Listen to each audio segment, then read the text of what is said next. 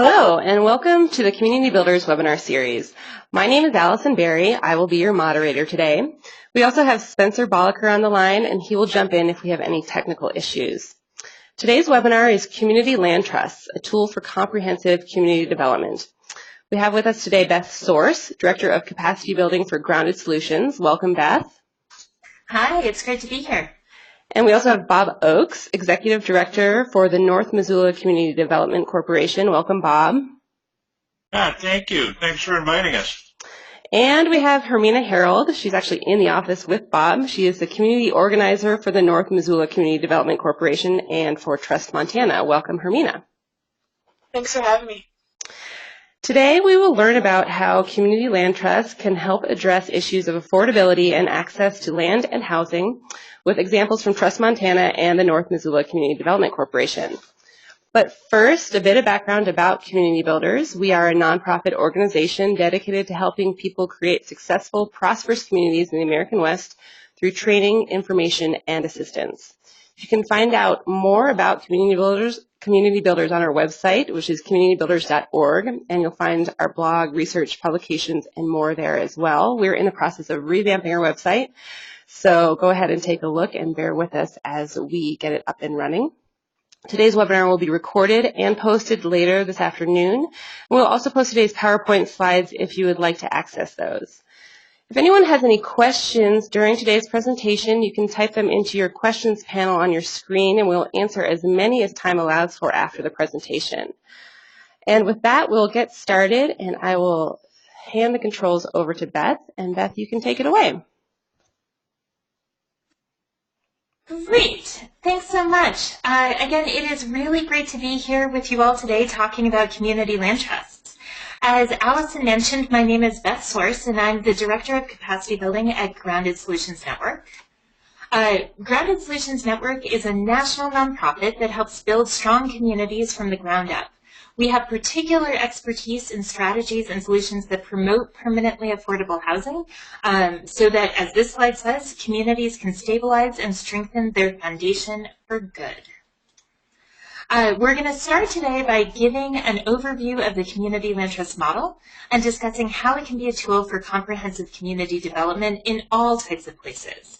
So I'm going to start by describing what we call the classic community land trust, and then talk about how it works to promote ongoing affordability and wealth creation.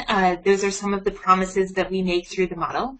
And then I'll talk about some of the most common variations on the classic model and leave you with a few ideas about how you can learn more. So let's get started with the classic community land trust. The classic community land trust organization owns and stewards land permanently for the common good. That's a really bulky statement, so give me a second and I'll break it down. When community land trusts acquire land, they own it permanently. They never sell it.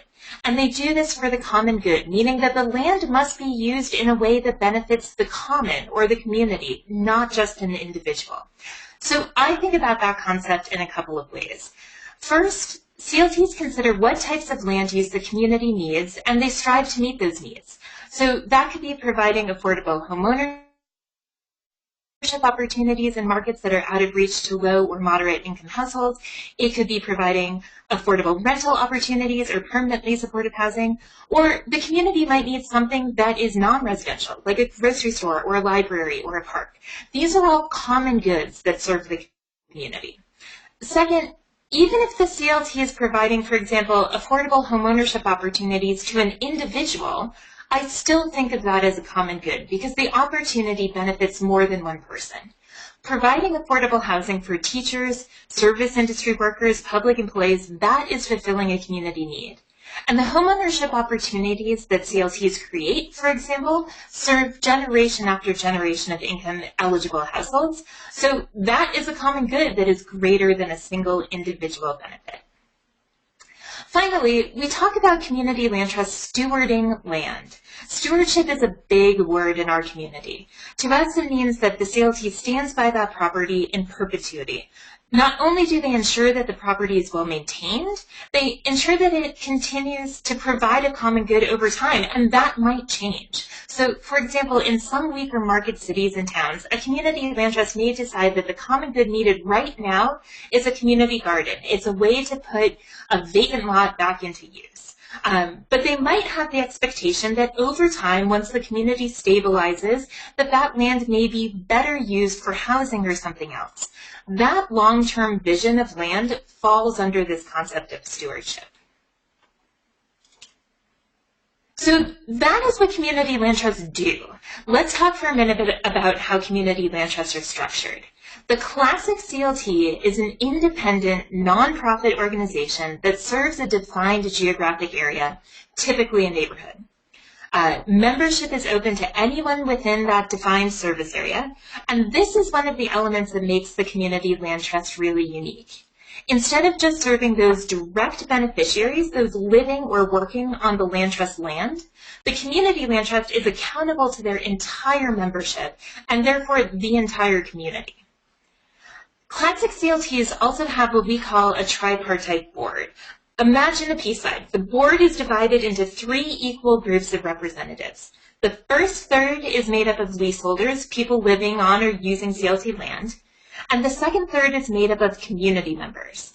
The third third is made up of technical experts, funders, attorneys, other stakeholders in the organization. And because 2/3 of the board is made up of community members, they hold the majority of votes, and that is why we say that community land trusts are community-controlled organizations. They're really putting the C in the CLT, that community aspect.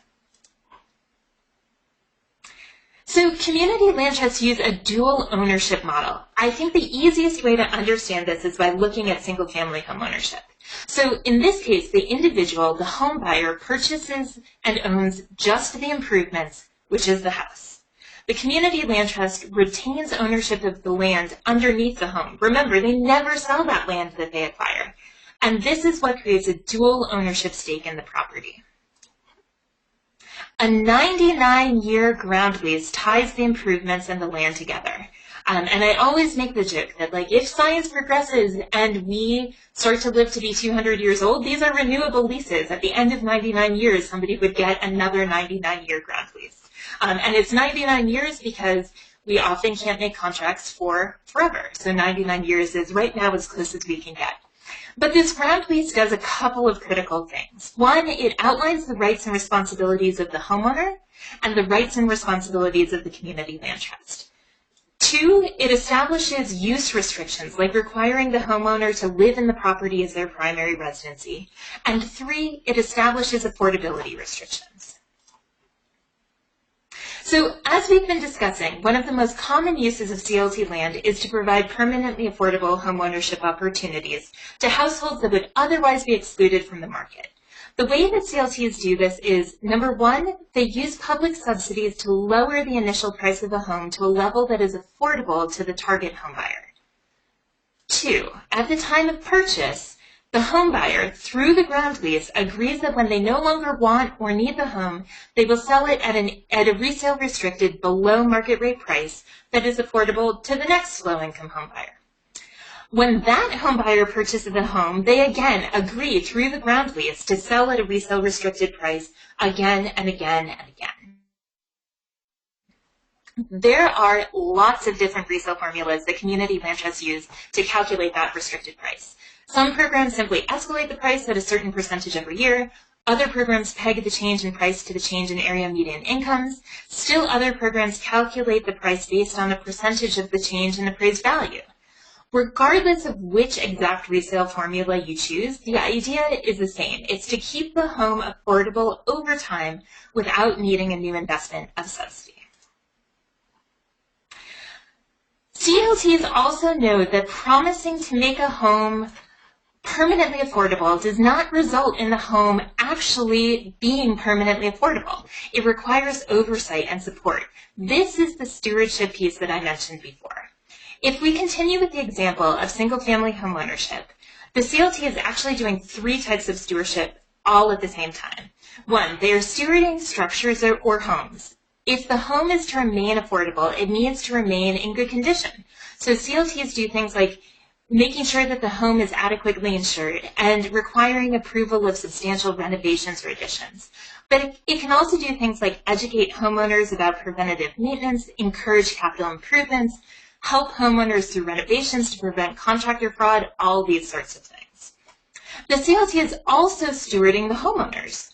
While homeowners are not permitted to sell for the full market value of the home, CLTs try to design their resale formulas that balance ongoing affordability with wealth creation. And we know that for homeowners to be able to realize wealth creation, they can't just attain home ownership, they need to retain it. So CLTs do things like require home buyer counseling pre-purchase. They also review all mortgage and refinance documents to prevent predatory lending. In some cases, CLTs also offer post-purchase counseling and foreclosure prevention counseling to help bolster homeowners who might need it.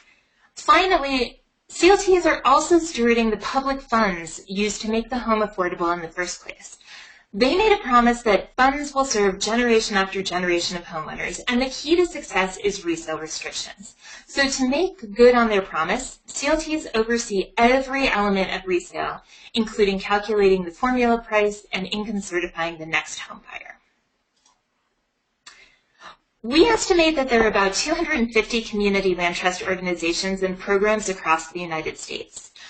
There are programs in 46 states plus Washington, D.C., and we're also seeing a growing international movement of CLTs in places like Puerto Rico, Canada, and the United Kingdom. Domestically, the communities that CLTs serve are very diverse. So we have CLTs operating in big cities like Denver, Chicago, Los Angeles, Boston, and New York. We also have CLTs operating in smaller cities and towns like Yellow Springs, Ohio, Athens, Georgia, Burlington, Vermont, and Ketchum, Idaho.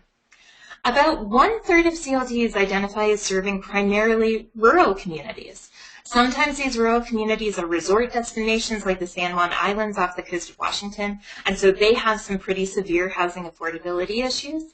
And some of the rural communities are far more typical of what you would expect to find across the U.S., places like Albany, Georgia. While CLTs are most well known for creating and preserving homeownership opportunities in hot real estate markets, there are also quite a few programs that are more focused on neighborhood revitalization. So, for example, we have programs operating in Cleveland, Ohio, in Detroit, and actually quite a few programs were established through the Neighborhood Stabilization Program coming out of the foreclosure crisis and recession.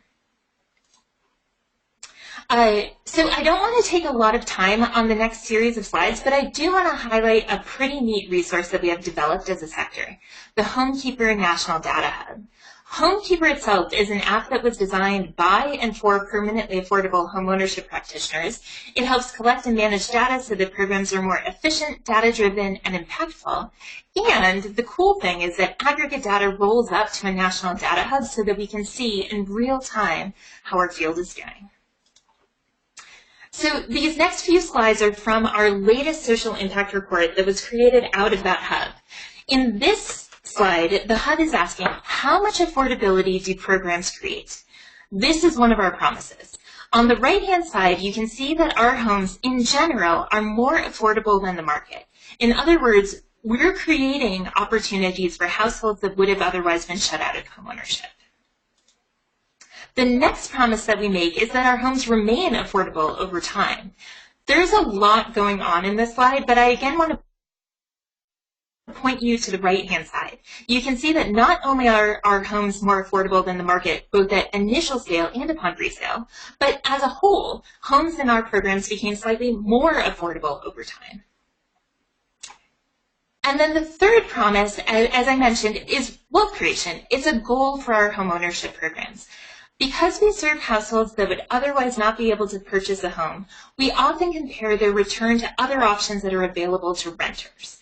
As you can see, even though our homebuyers sold their home at a resale restricted below market rate price, they were still able to gain more wealth than if they had remained renting. So that's part of that promise of helping people not only attain but retain homeownership for wealth creation.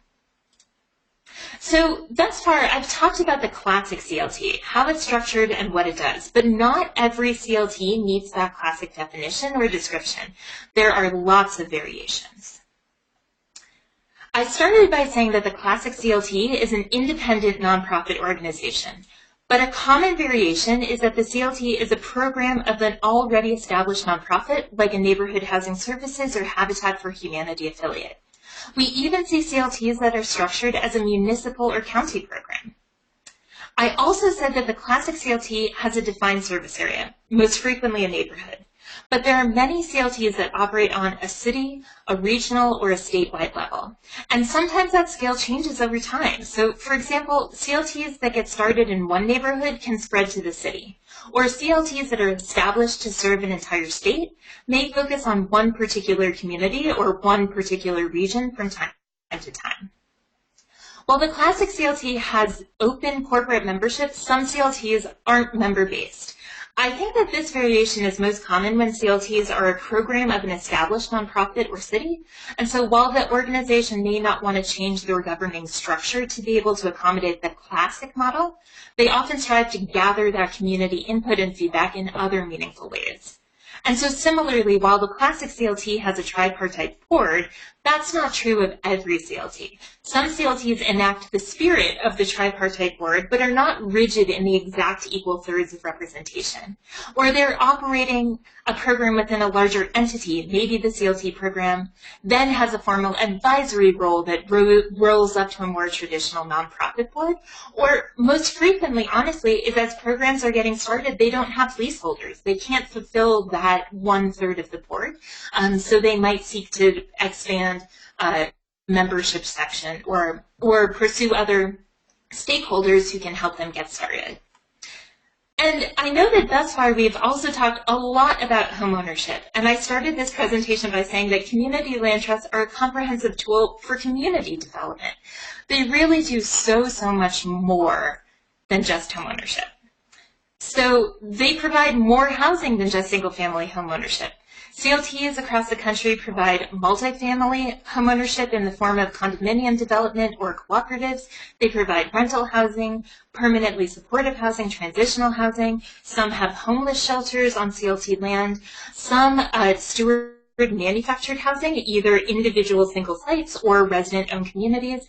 And we're also seeing an increase in CLTs stewarding farmhouses. So farmers owning their land or, farming their land, living in the home that in some communities might otherwise be converted into vacation rentals. More and more, we're also seeing community land trusts provide commercial spaces. We have CLTs that have nonprofit office spaces on CLT land. That's the most common commercial use. Co-working spaces, bike repair shops, flower shops, grocery stores, street-level retail, especially in mixed-income properties and mixed-use properties.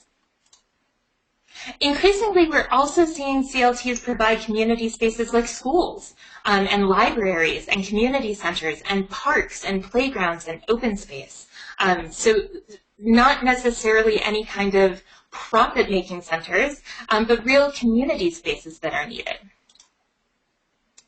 And finally, and I think that Bob and Hermina are going to talk quite a bit about this, we have community land trusts that preserve and provide access to agricultural land, both rural and urban. We have lots of community gardens, urban farms and orchards, rural farms. And I think that what is most exciting about the community land trust to me is that there are a lot of programs like North Missoula CDC and Trust Montana that are thinking about how they can use all of these different land uses and how they can implement all of these various models in order to meet the community's diverse needs. So frequently, and more frequently, I would say from a national lens, we're seeing community land trusts implement multiple strategies. So a CLT might have farmland and a restaurant space and homeownership opportunities and rental opportunities that are affordable so that people can save for their down payment of the homeownership opportunity. So if I've piqued your interest, I'd like to share a couple of next steps to help you get started wherever you are. Started could be learning more. Started could be saying, I'm committed to this idea and I want to actually work towards implementation. So first, like CLTs, Grounded Solutions Network is a membership organization, and we would love to have you all as members. Dues are only $100 for first-time members, and you get access to all of these membership benefits. I think one of the most powerful benefits on this slide, and one of the most powerful benefits of membership, is your connection to a national network of CLTs and other permanently affordable housing programs. Our members really are so generous with sharing, and so through membership, you're able to tap into their collective expertise, tap into model documents, tap into a community forum so that you can ask questions, get answers, learn what has worked elsewhere, and not have to reinvent the wheel. And we also have our annual conference coming up this fall in Park City, Utah. For those of you who are calling in from the West, you might notice that the dates could be in peak aspen season. We're not making promises that the leaves will be turning, but we're hoping. And we have more than 40 sessions, quite a few of which are aimed at people who are either exploring the CLT model or taking the first steps towards implementation. It's a really great opportunity to dabble your feet in the CLT waters and to jumpstart your explorations. And I think that one thing that is unique about our conference is that our sessions are taught by practitioners and also by technical experts. So you can really dive into the nuts and bolts. If that's what you're looking for, you can hear about innovations and best practices, and you can meet a ton of other practitioners who are eager to meet you. So with that, I wanted to make sure that you all have my contact information. I would love to hear from you, and I'm going to turn it back over to Allison. Thanks so much. Great. Thanks so much, Beth. That was a great presentation. Lots of information. So I'm sure we'll get some questions. I want to remind folks that you can type your questions into your questions panel. We are going to turn the screen control over to Bob and Hermina. Looks like you're getting there. And then we'll do questions after all the presentations are through. So Hermina, or I guess Bob, you're starting, right?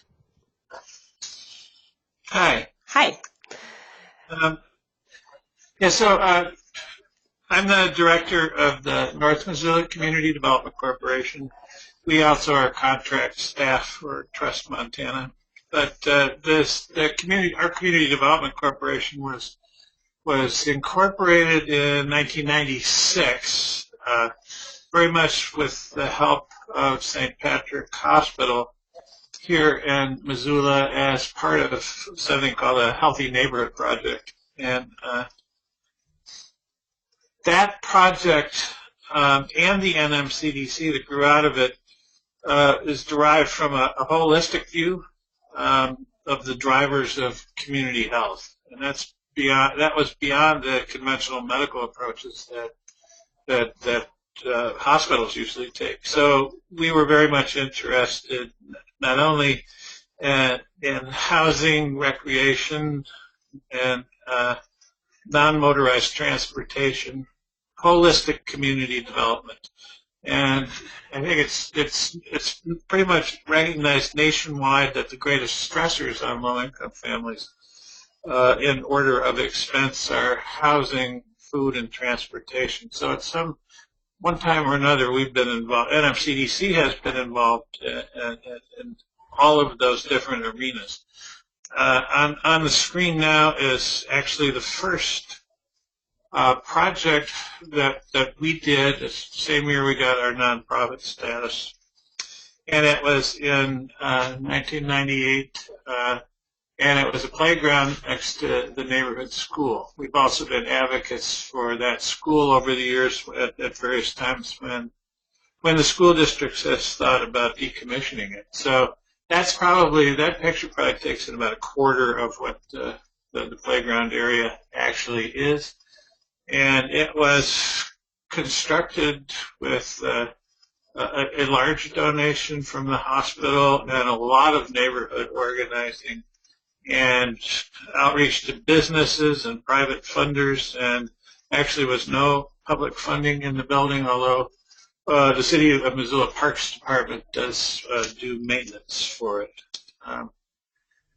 This was a non-motorized transportation project that we helped promote in the neighborhood, and right leading up to it, close to it, is the North Side Greenway, which is kind of a rails and trails project, the path next to the railroad track. If you can go back. Yeah. So and that bridge solved a non-motorized transportation problem of getting people across the railroad tracks downtown for the north side. And I'm gonna, if I have time, I'll just keep telling you how things are funded, because I know that's of great interest to people. And this was funded with an urban renewal district, the Missoula Redevelopment Agency, and partial funding from the railroad. The trail that led up to it was a CTEP program, Community Transportation Enhancement Program, and a Bikes Belong grant. And then the next photo, if we can go to the homestead, we as part of the city of Missoula's open space fund, they purchased this is immediately adjacent to the North Side neighborhood, and they purchased a homestead that the NMCDC agreed to manage for the city. And it's part of our land stewardship ethic and it's a great resource for urban kids to go up and experience what it would have been like to be a homesteader. So in terms of our housing projects,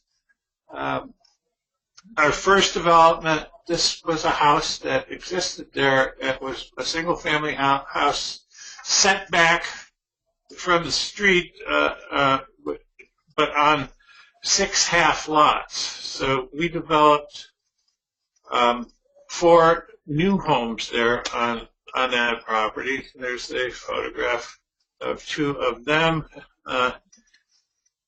and that program was funded with a community development block grant and some local funders. That was our first community land trust project. And we had been the NMCDC had been the resident board of a North Missoula housing partnership that ran from '96 to 2000. That project was got 35 households into first-time ownership, and that it was a conventional second mortgage program with $5,000 in down payment assistance and 2% mortgage up to $20,000. We got helped do that from Neighborhood Housing Services Great Falls, Montana, which is now NeighborWorks Great Falls, and also expanded into NeighborWorks Montana. That buyer-selected program only worked for 5 or 6 years. It got too expensive, and at that time, when it was too expensive to actually buy houses with that amount of funding, we turned to the community land trust model in order to make sure that any houses that we developed were permanently affordable. So after this first project, our second project was 25 townhomes, of which these are part, on the Clark Fork River. That project was built in 2006. It was very creative in terms of to buy the land for the development. We got a loan from the Missoula Housing Authority, and the Housing Authority bought the land for us, and then we repaid them. We repaid them later with grant money that we raised. That was again, a Missoula Redevelopment Agency contributed to the project. Home Program contributed to the construction of the project. Keep going here. That's another photograph of Clark Fork Commons. Another that, if you hold that for a second, I mean that we could not afford to do underground parking, and we couldn't afford to let the project's parking requirements eat up all the land for the construction. So if you look at the bottom unit on the left, that door goes into stairs that go upstairs, and it's actually not the living area. It's a garage that's entered through the archway in the back. So so there's 2 levels of housing built on top of garages.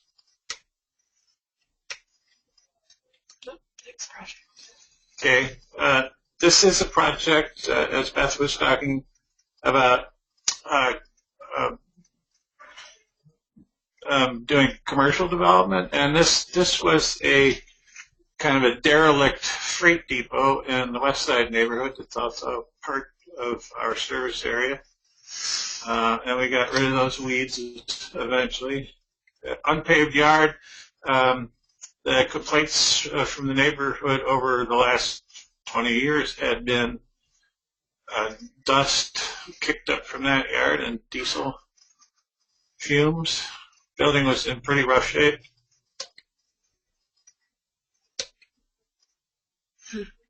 And when we bought it in 2006.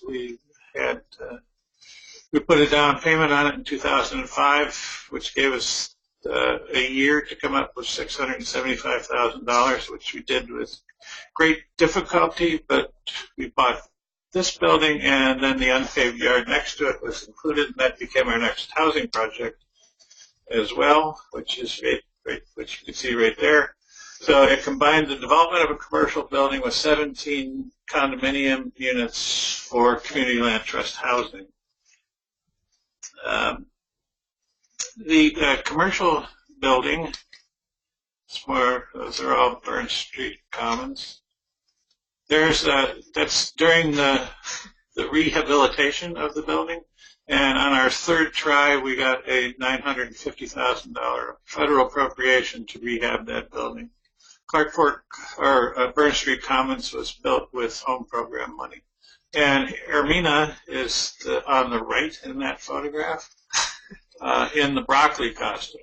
The commercial building contains a food co-op, that the consumer food co-op, that's the entrance to it, that we actually helped organize and fund its early stages, and it later became an independent organization, and only the 2nd consumer food co-op in the state of Montana.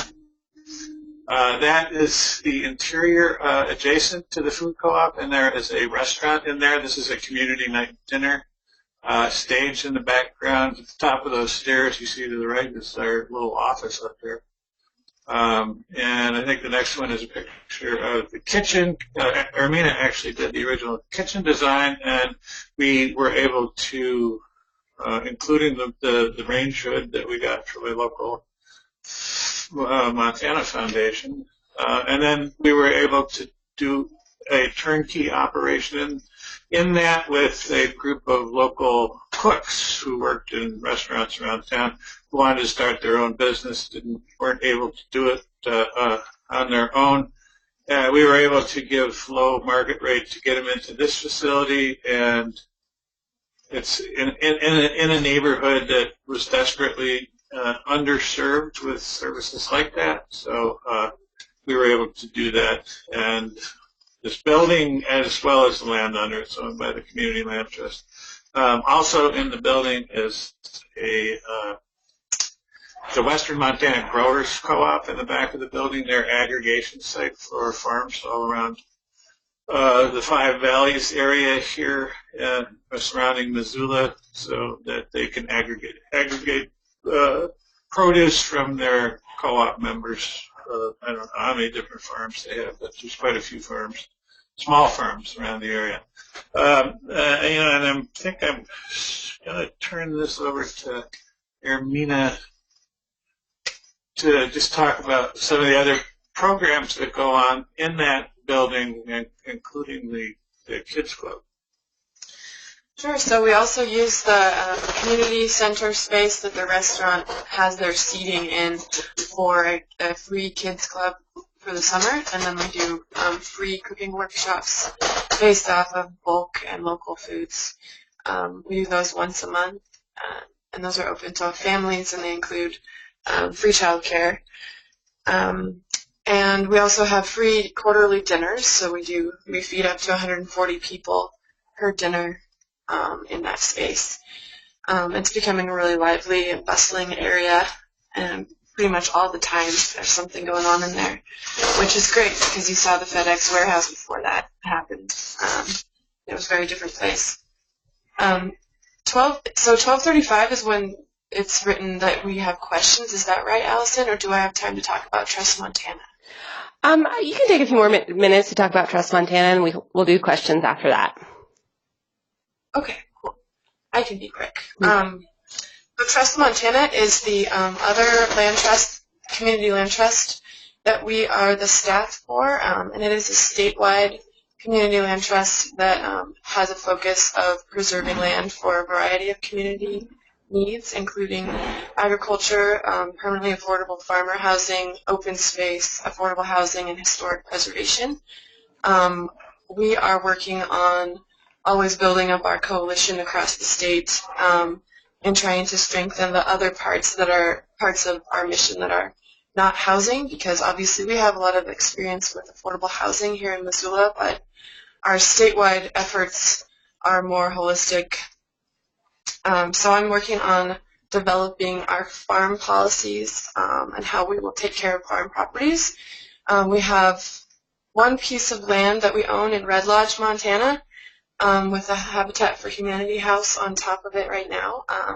And we have a farm that the current owner is willing to us. We are the beneficiary of that farm in the Bitterroot Valley, and she is helping us develop our first farm policies for how to monitor and take care of that farm in perpetuity currently. So we're working on all of those, establishing all of those foundations for our farmer portion, and in the meantime, I'm also looking for farmland that needs to be protected around the state, but especially in Missoula County, where we're under a lot of development pressure, and we have a lot of beginning farmers that can't afford access to land.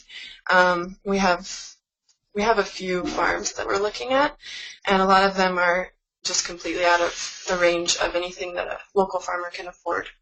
So that's just an ongoing project. We're bringing in Equity Trust, which is it's a community land trust organization based in Massachusetts, and we've been getting technical assistance from them, and we'll be bringing them in October with a group of partner organizations to teach us a little bit more about how to get a strong farm and farmer housing program started. So that's a really quick explanation. But. Great. Well, thanks, Hermina and Bob and Beth as well. And we do have some questions, so we will get to them. And I just will remind folks once more, you can type your questions into your questions panel, and we'll get to as many as we can. So let's get started. This first one came in when Beth was doing her presentation, and asked about state regulations. What state regulations are needed to facilitate the formation of community land trusts, or are there any states that prevent them? Yeah, I'd be happy to talk generally, and then maybe Bob and Hermina, if there's anything in Montana that you want to chime in. So there are definitely things that can happen on a state level that make community land trust and really any permanently affordable housing programs easier. So, for example, one of the hot topics that's a state level issue is equitable taxation. And so the idea is that really twofold. One is if a household is never going to be able to sell the home for the full market value, it's not really philosophically fair to tax them at the full value. And then, as many of you know, if you're coming from super hot markets, it could be that the taxes alone on a home could make it unaffordable. So passing state legislation that enables what we call equitable taxation, something below the market rate, is really helpful for community land trust organizations. Other things kind of that help CLTs get started or help them build their portfolios, we're seeing more and more programs partner with inclusionary housing programs, right? So the city could create the units and then pass them to a community land trust for for stewardship ongoing. And so, making sure that there is statewide legislation that enables or permits inclusionary housing are things that we look at. I'm trying to think of some of those other things that we think about. We tend to focus a lot on the local level. So some other things just around, again, enabling, ensuring that states and localities have housing trust funds and that those funding sources can be used for permanently affordable housing and community land trusts are things that we tend to look at. Those seem to be kind of the big ones that we look at. What about you all in Montana?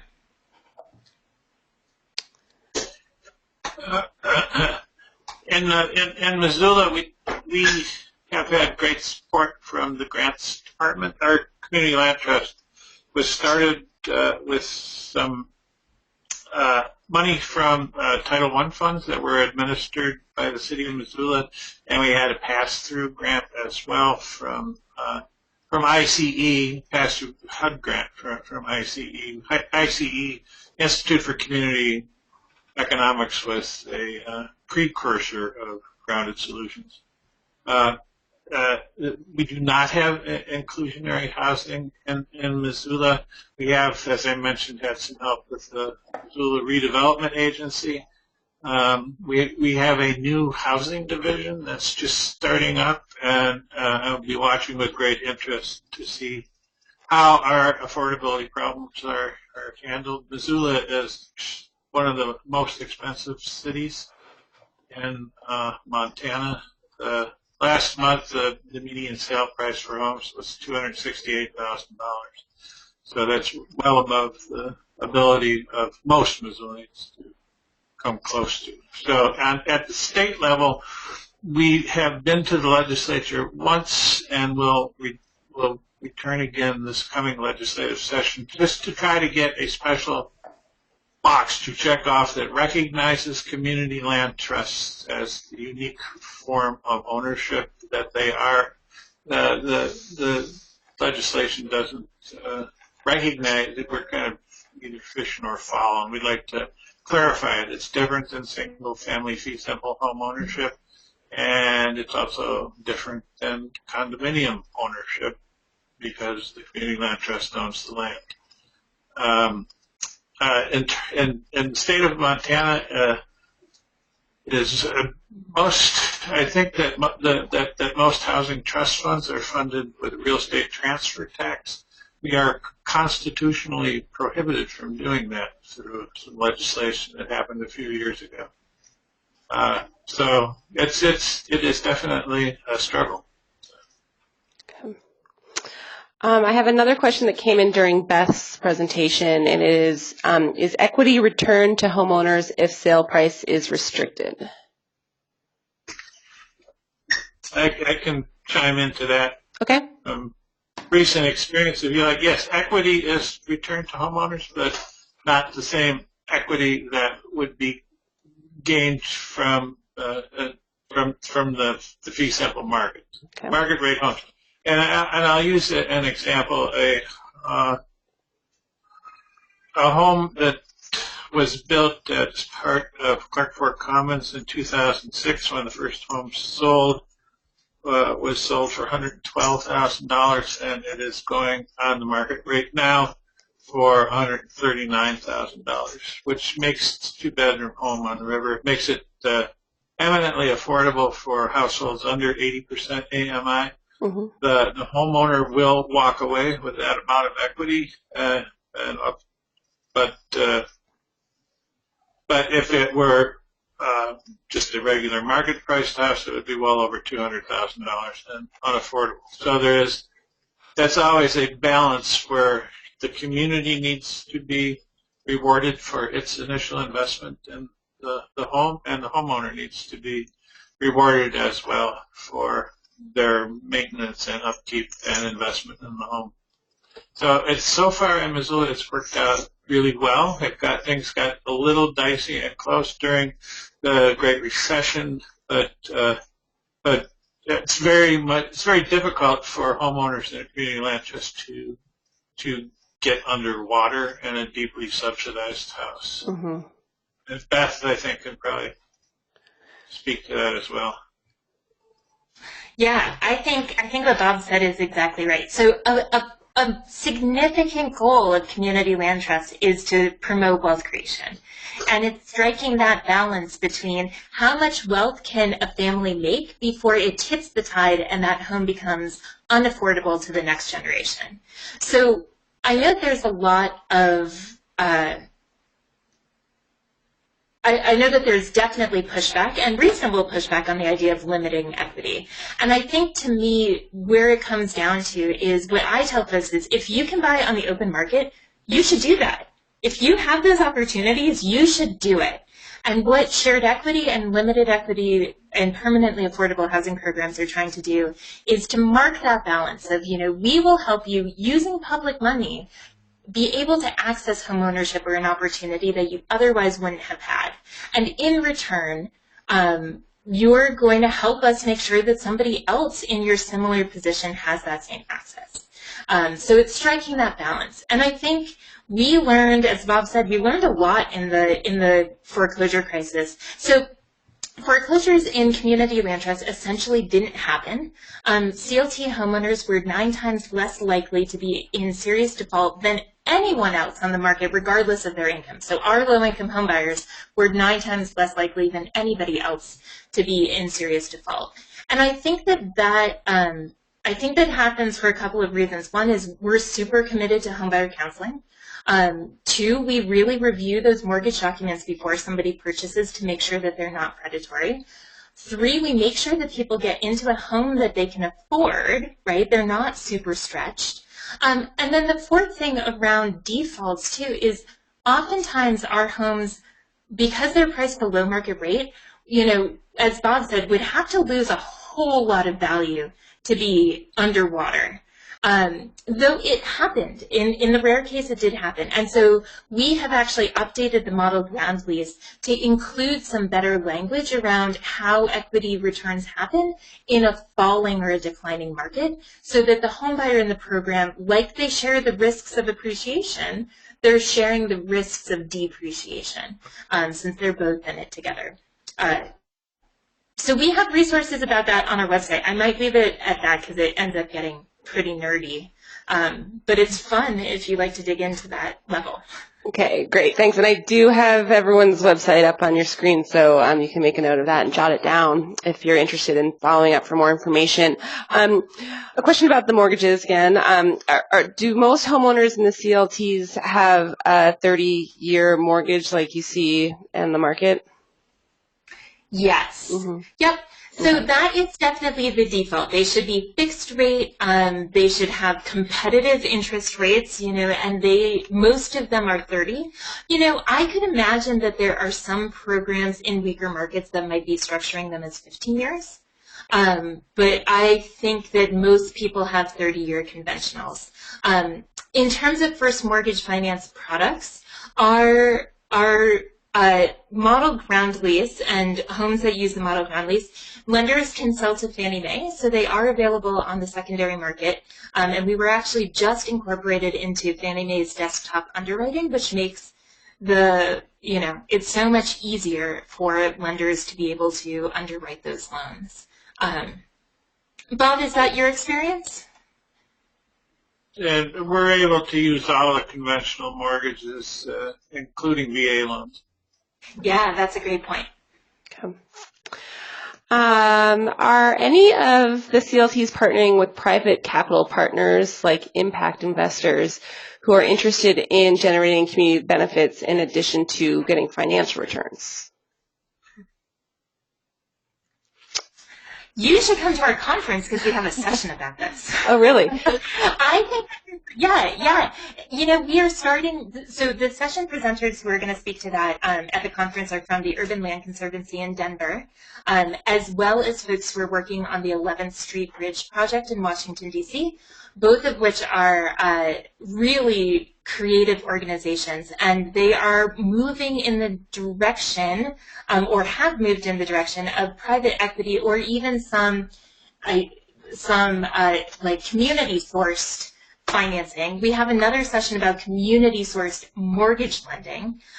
So I think that it is something that we are starting to see more of and definitely interested in the opportunities. So one of the bummers about community land trust is that there's no magical funding and financing that comes with a community land trust. People are tapping into the same public sources, the same mortgage pools as everybody else. So a lot of home, a lot of CDBG dollars, light tech credits if you're doing rental. And so we, like everybody else, are keeping our eyes out that there is less public subsidy coming down the road. And, you know, if there's more, while there's less subsidy coming, there's more households in need. And so we need to look at creative ways to fund and finance projects and fund and finance mortgages that are outside of those traditional sources. Okay. Great. Let's see if I have much more questions here. Okay, how about this one about, do realtors see the CLT as competing with their work and their livelihood? My experience here in Missoula is that once realtors are educated about how the program works, that there are some that actually will enjoy kind of specializing in those kinds of sales and really appreciate the fact that people who come to them who they know they're not going to be able to get into a market rate home, they can refer them there. It's a largely untapped market bracket for some of the realtors, and we have the local realtor agency that actually, the woman, she actually decreases her fees. She's a marvelous person, and she's been on our board, but she will decrease her fees for community land trust homes. Okay. What are some of the mechanisms used by community land trusts for ongoing maintenance of facilities? I can tell you what our Missoula experience. The first project that we built, 5 single-family detached homes, we have had reason to regret at times that we didn't establish a homeowners association for grounds maintenance. So we've had to sometimes encourage the homeowners to do more grounds maintenance, but our other projects have all had homeowners association associated with them that takes care of all the outside maintenance, all the grounds maintenance. And we will, again, with our project that's in the pipeline, it's 7 townhomes downtown, we'll have a homeowners association associated with that. And, of course, that all factors into the price of the unit in terms of what people can afford, what they can afford to pay monthly, but our experience is that the homeowner association fees that we have with our community land trust properties are dramatically less than the homeowners association fees with some other kind of condominium type projects. Okay. And I think it's important to note that on the single-family side, home maintenance is absolutely the responsibility of the homeowner. They own that home, and the ground lease outlines that they're required to do that. So in a single-family home, CLTs might play more of a role of, you know, sometimes doing a drive-by and seeing, does the house from the outside look like it's being maintained? Really looking, you know, is that an indicator that a homeowner could be in trouble? So CLTs, if they are lucky enough to have the resources, have done things like grants or below market rate loans to folks to help them do capital improvements or much needed repairs, because we know that for low-income homeowners that's really tricky. But the basic maintenance of the home it's the homeowner's responsibility, or as Bob's saying, it's the HOA's responsibility for common grounds. And then in terms of, you know, they are doing asset management and property management like any other affordable housing provider, with the same challenges, right, of scattered site is challenging on rental asset management. But yeah. So for community land trusts, what are the main impediments to creating way more housing? Is it organizational capacity, funding availability, or something else? Funding availability. Yeah. Funding availability, I second that. Yeah. Okay. Are community land trusts usually nonprofit 501c4 if they're not a city program? Most are 501c3s. Okay. So most are incorporating like just a regular nonprofit. Again, so Grounded Solutions Network is like Community Builders, is a new organization. It was created out of the merger of two existing organizations. So the National Community Land Trust Network has model bylaws and things like that you could look at, but they're all based off of the 501c3 model. There are some variations to that, but that's the most common. Okay. Okay, so a question, is there a nationwide clearinghouse specifically for information on community land trusts? Yes. Yes. So we're a relatively new organization, so I would still direct you to the National Community Land Trust Network website for CLT specific information. And Allison, maybe we can include that link in an email that goes out afterwards. Or, yeah, and I'll also include the link and any resources we've mentioned on the page that I'll put up for this webinar with the recording and this PowerPoints. So but you might as well just let us know what the URL is if it's easy. I would second what Beth just said. Okay. Because they have collected a vast amount of resources for people to tap into. And what was the URL again, just while we're on it? It's www.cltnetwork.org. Okay, cool. And sorry, go ahead, Bob. The listserv we've used it innumerable times to say, hey, we have a problem, and it goes out to people all over the country or community land trust, and you will be there who can help you with your problem. Okay. Yeah, I mean, I think that's the firm rule, is that if you are really thinking about doing this, please reach out to us, because we can save you, we as in now Grounded Solutions, or we as in the members, including Bob and others, can just save you so much time and pain by sharing what others have already built and developed. Okay. Okay, we have time for maybe one more here. If a homeowner defaults on a loan, is the collection of the debt processed as a mortgage, as a condominium, or as a promissory note? Bob, do you want to take the first stab at that one? You're going to have to read that to me again. Okay, so if a homeowner defaults on the loan, how is the collection of debt processed? Is it collected as a mortgage or promissory note, or? It would be collected as any mortgage that went into default would be collected in community land trust. The lease agreement offers the community land trust a right of first refusal in that situation to purchase the property to avoid foreclosure. Okay. That answer would? I think so. Beth, did you have anything to add? No, I think that's a great answer. Okay. Yeah. Okay, so let's just squeeze in one more. If you transfer ownership of a home, do you simply cancel the existing 99-year lease and then issue a new 99-year lease, or is the 99-year lease ongoing for the full term, no matter how many homeowners? Yeah, that's a great lease. You cancel and sign a new one. So Okay. Every time a home turns over, the 99-year clock restarts. Okay. Great. Well, thanks so much. We do have a few more questions, and our presenters have agreed to answer them via email. So what we'll do, as we always do, is I'll send the questions out, and you guys can send me back your answers, and I'll post them on our blog as soon as I get them back. So thanks to Beth and Bob and Hermina for joining us today and for great presentations and Q&A session. And yeah, thanks for being here. And then I have a few closing things to let folks know about.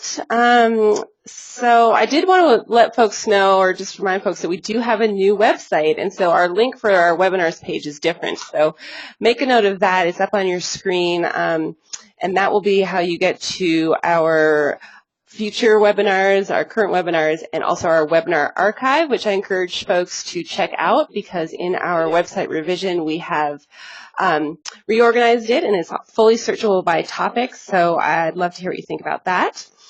And you will also find today's recording up on our website, the recording of today's presentation, along with PowerPoint slides and all the resources that we mentioned during the Q&A session. And if you are a planner receiving continuing education credits for today's session, this counts for one AICP certification maintenance credit with the American Planning Association. Today's webinar is event number 9106788. To redeem your credits, you can log on to your profile on the APA website and find this webinar on the calendar. For anyone who'd like to receive a certificate of attendance for this webinar, you can provide your email address in our survey, which will pop up after you log out of the webinar, or you can always drop me a line at allison@communitybuilders.org, and I'll send out certificates later today or tomorrow. Our survey also has a few questions about the quality of this session and about possible future topics, so we'd love to hear your feedback. Please let us know what you think. You can also send me feedback via email as well, and you can use my email address, which is on your screen, or our info@communitybuilders.org email address. Those are both monitored. And you can stay in touch with us through Facebook, Twitter, Instagram, and LinkedIn. We'd love to keep the conversation going, and we'd love to hear from you.